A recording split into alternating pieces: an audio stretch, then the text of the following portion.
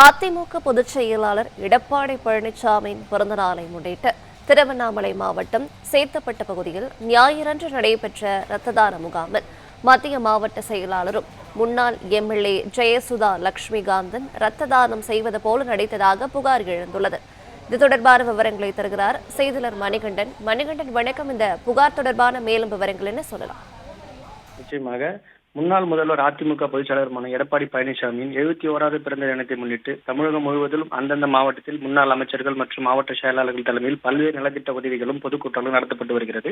அதன்படி திருவண்ணாமலை மத்திய மாவட்டம் அதிமுக சார்பில் அதிமுக பொதுச் செயலாளர் எடப்பாடி பழனிசாமியின் 71வது பிறந்த தினத்தை முன்னிட்டு சேத்துப்பட்டு 4 முனை சந்திப்பில் ரத்த தான முகாம் நடைபெற்றது. இதில் 50க்கும் மேற்பட்டோர் கலந்து கொண்டு ரத்த தானம் செய்தனர். இந்த ரத்த தான முகாமை மத்திய மாவட்ட செயலாளர் முன்னாள் எம்எல்ஏவுமான ஜெயசுதா லட்சுமிகாந்தன் மற்றும் முன்னாள் அமைச்சர் சேவூர் ராமச்சந்திரன் ஆகியோர் இணைந்து தொடங்கி வைத்தனர். அப்போது மத்திய மாவட்ட செயலாளர் ஜெயசுதா லட்சுமிகாந்தன் தானும் ரத்த தானம் செய்வது போல் புகைப்படம் எடுத்துக்கொண்டு ரத்த தானம் கொடுக்காமலேயே அங்கிருந்து புறப்பட்டு சென்றார் என ரத்த தானம் கொடுப்பது போல் புகைப்படம் எடுத்து சமூக வலைதளங்கள் அவரது விசுவாசிகள் வெளியிட்டுள்ளனர். இது குறித்து மத்திய மாவட்ட செயலாளர் லட்சுமிகாந்தன் அவர்கள் தொலைபேசி மூலம் தொடர்பு கொண்டு கேட்டபொழுது, மருத்துவர் எனது உடல்நிலை பரிசோதித்த பின்னர் சுகர் எதிர் இருப்பதாகவும் மேலும் சுகர் காரணமாக ரத்த தானம் வழங்க வேண்டாம் எனவும் மருத்துவர் அறிவுறுத்தது அடிப்படையிலேயே நான் ரத்த தானம் வழங்காமல் அங்கிருந்து சென்றேன் எனவும் அவர் விளக்கம் அளித்துள்ளார்.